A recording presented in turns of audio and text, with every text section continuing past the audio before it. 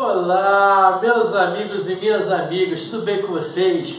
Eu sou Gustavo Eugênio do CGE Consultoria e Estudos Jurídicos e hoje, pessoal, eu estou aqui de volta para dar continuidade a essa série de vídeos voltados para o concurso do Auditor Fiscal do Trabalho da parte de Direito do Trabalho.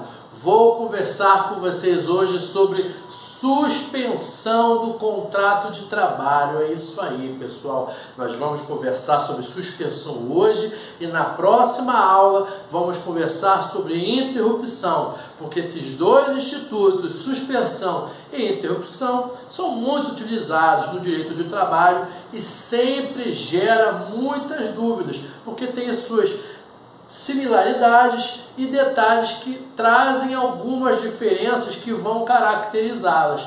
E isso pode cair sim na prova do auditor fiscal do trabalho. É um tipo de matéria, são dois assuntos, dois institutos que sempre gera dúvida nos alunos e até nos operadores do direito, nas advogadas e nos advogados. E como isso gera dúvidas, a banca do concurso público, ela adora para fazer aquelas pegadinhas que você já está acostumado. Mas antes de mais nada, pessoal, eu peço que vocês acionem o sino de notificações para que sempre você receba esse conteúdo de direito do trabalho. Peço também que vocês deem o like nesse vídeo e compartilhem esse vídeo com outras pessoas para que elas também tenham as mesmas oportunidades que você está tendo para estudar para esse concurso e conhecer direito do trabalho. Hoje, como eu disse para vocês, nós iremos conversar sobre suspensão do contrato de trabalho. Mas talvez fosse melhor que o legislador e a doutrina usasse a expressão suspensão da execução do contrato de trabalho. Por quê, pessoal? Na suspensão do contrato de trabalho, na realidade, a principal diferença da suspensão para a interrupção é que na suspensão, a partir do momento que se suspende a execução do contrato de trabalho, os direitos e obrigações das partes estarão suspensas. Na prática, minha querida e meu querido, você vai entender que será suspenso, por exemplo, o pagamento do salário. Da mesma maneira que restará suspensa a prestação de serviço do empregado para o empregador. Perceba então que quando você estuda os principais requisitos do contrato de trabalho, um dos principais é o quê? A onerosidade, o pagamento do salário. Então você já está percebendo aqui que na suspensão do contrato de trabalho não vai ter pagamento do salário. Não vai ter, por exemplo, pessoal, pagamento do vale transporte, não vai ter pagamento de vale alimentação, de auxílio alimentação, vale refeição. E isso é importante você entender, porque nem todo mundo consegue enxergar a prática disso, o porquê disso. Ora, vamos imaginar aqui comigo, talvez quando nós conversemos sobre salário, fique subentendido que o salário, já que não está tendo trabalho, não tem salário. Tudo bem. Isso aí tem pessoas que até não conseguem entender essa linha de raciocínio. Mas está tudo certo. Agora imagina aquela situação, porque eu já vi empregados questionarem isso. Se você está com seu contrato de trabalho suspenso, ou seja, você não está indo trabalhar, você não faz jus ao vale transporte. O objetivo do vale transporte é fazer com que você vá para casa-trabalho e trabalho-casa. O raciocínio do vale-refeição, do auxílio-alimentação, é o mesmo raciocínio. Você recebe porque você está trabalhando. Se você não está trabalhando, você não faz jus ao vale-alimentação, ao vale-refeição. Então, é em virtude do trabalho que você recebe esses benefícios. Logo, se você não está trabalhando, você não faz jus a esses benefícios. Esse é o primeiro ponto aqui. Aí, pessoal, tem outras características da suspensão que você precisa entender. Por exemplo, aqui, além do não pagamento, como eu já conversei aqui para vocês, em regra, não irá contar o tempo de serviço. Eu disse em regra, mas as partes, empregado e empregador, podem estipular em contrário. Eles podem estipular individualmente, ou por que não, numa convenção coletiva de trabalho, que nos casos de suspensão do contrato de trabalho, haverá a contagem do tempo de serviço para a Previdência. Nada impede, mas em regra não vai contar.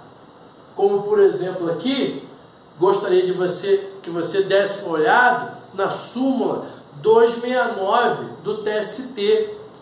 Olha, se você olhar para a súmula 269 do TST, ele está falando de diretor eleito. Em regra, diretor não tem mais aquela característica de subordinação no contrato de trabalho.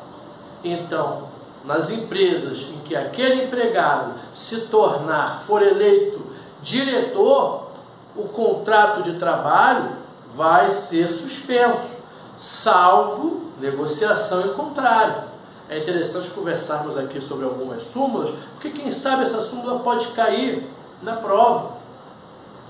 Além disso, pessoal, foi como eu falei, todas as obrigações contratuais estarão suspensas. A execução dessas obrigações estarão suspensas. Mas eu pergunto, será que todas as obrigações estarão suspensas? Temos que ter muito cuidado. Por exemplo, vou conversar com vocês aqui sobre as obrigações acessórias. Você vai entender aqui que nem todas as obrigações elas permanecerão suspensas e você vai entender o porquê. Além disso, por que eu quero conversar com vocês sobre essa questão das obrigações acessórias e questionar você, levantar aquela pulguinha na sua orelha para você perceber que por mais que em regra, na suspensão, as obrigações elas estarão suspensas, existem algumas exceções. E esse é o exemplo que eu vou dar para vocês aqui da súmula 440 do TST, que fala da manutenção do plano de saúde. Vamos imaginar a seguinte situação. Alguns exemplos de suspensão do contrato de trabalho é o serviço militar obrigatório, acidente de trabalho, percepção de auxílio-doença pelo INSS. Vamos imaginar aqui, acidente de trabalho e percepção de auxílio-doença pelo INSS, pela Previdência. Você já percebeu que se a pessoa está afastada pelo INSS, é porque ela está com problemas de saúde.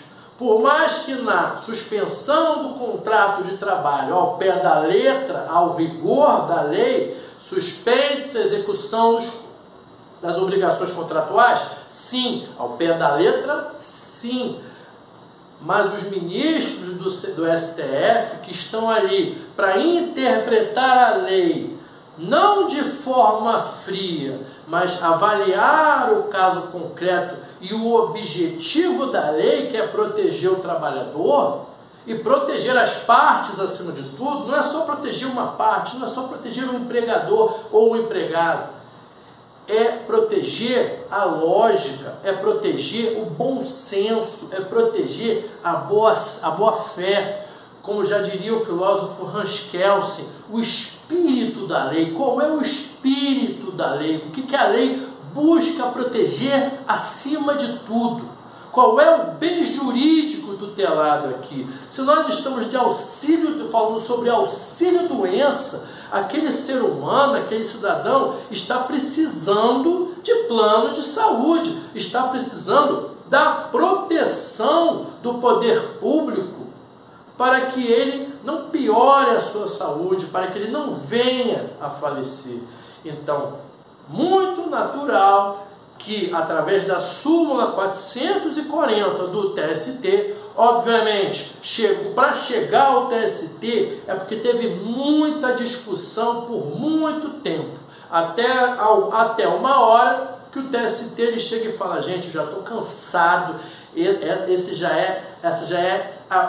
é o milionésimo recurso que eu perco tempo falando sobre isso, vou sumular. Então, o que o TST falou? Olha só, por mais que na suspensão do contrato de trabalho haja a suspensão dos direitos e obrigações das partes, o plano de saúde, que é para a saúde, para a proteção e para a manutenção da saúde, já que esse funcionário está com auxílio-doença, ele está com problema na saúde, é óbvio que tem que permanecer o plano de saúde oferecido. Então a súmula 440 fala disso, fala da manutenção do plano de saúde, nesse momento que o empregado mais precisa. Óbvio e simples assim.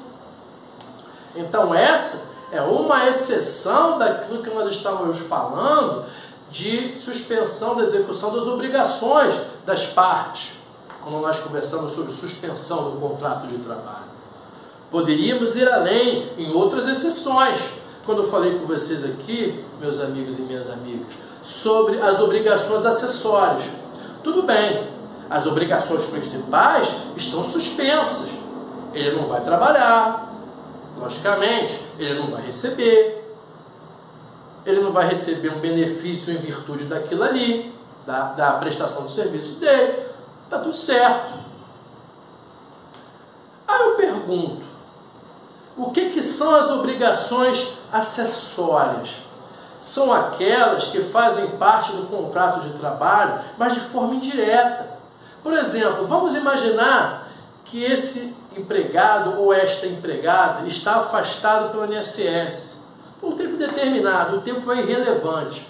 Aí esse empregado, ele entra no Instagram ou no Facebook e fala um monte de besteira contra a empresa. Não vou aqui entrar no mérito se é verdade ou se é mentira. A empresa é uma pessoa jurídica, temos que raciocinar de forma jurídica. Eu não estou aqui para saber o que eu acho, o que você acha, o que ele acha. O que interessa aqui é a conversa jurídica. A pessoa jurídica empresa, ela tem direito à proteção do seu nome, sob pena de violação, por exemplo, de dano moral. Ela pode ser ressarcida em dano moral. O STJ já simulou isso. Pessoa jurídica tem direito à proteção do dano moral. Então, por exemplo, o empregado chega no Instagram e fala mal da empresa, ele está violando o nome da empresa perante a sociedade.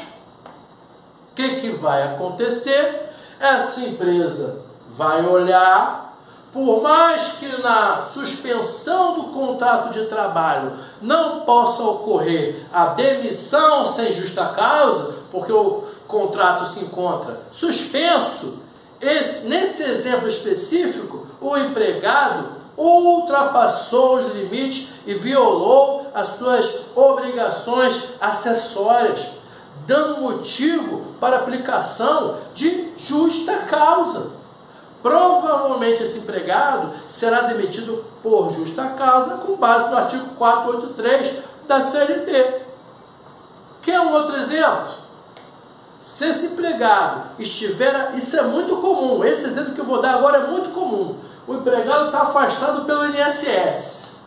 Chega lá no dia 10 de junho, o INSS fala assim: encerrou o seu auxílio-doença. Encerrou a partir de 10 de junho, porque tem um documento, o INSS ele fornece um documento para o empregado dizendo assim: o seu auxílio-doença será até 10 de junho. Aí o que em regra, eu não vou generalizar, não vou falar que todos fazem assim, mas em regra, o que o empregado ele faz? Ele fica calado, por mais que ele recorra no INSS, Tem empregado que nem recorre para o INSS. Ele fala, não, eu estou afastado aqui. Ele olha aquele documento, eu não sei se ele lê, eu não sei se ele não lê, eu não sei se ele interpreta errado, eu não sei se ele interpreta certo e não está nem aí. Fato é que ele olha aquela informação do INSS dizendo que ele está afastado até 10 de junho e ele não volta lá no dia 11 de junho na empresa para dizer que teve resposta negativa e que foi encerrado o INSS dele.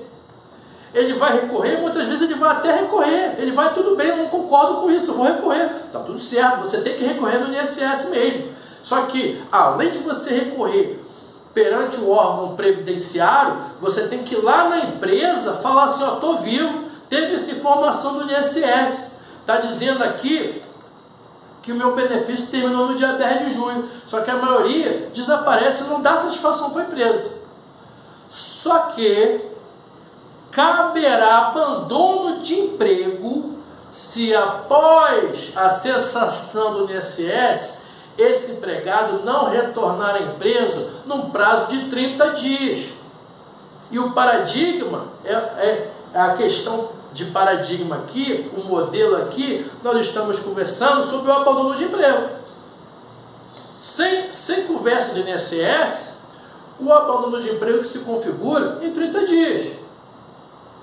E o que a doutrina ela se utiliza e a jurisprudência ela se utiliza da mesma ideia, do mesmo raciocínio. Aquele empregado que após determinado pelo INSS, que encerrou o seu auxílio, ele não retorna para a empresa, tem um prazo de 30 dias. Se ele não comparecer em 30 dias, vai caber aplicação de justa causa por abandono de emprego.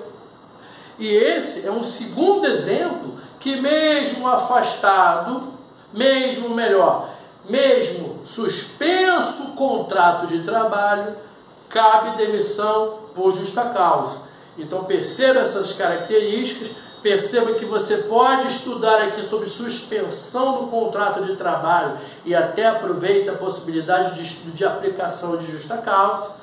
Veja aqui algumas possibilidades, inclusive com ideias, alguns estudos de súmulas que podem cair nessa prova, para você fazer um estudo de forma sistemática e o mais completo possível. Tudo bem, pessoal?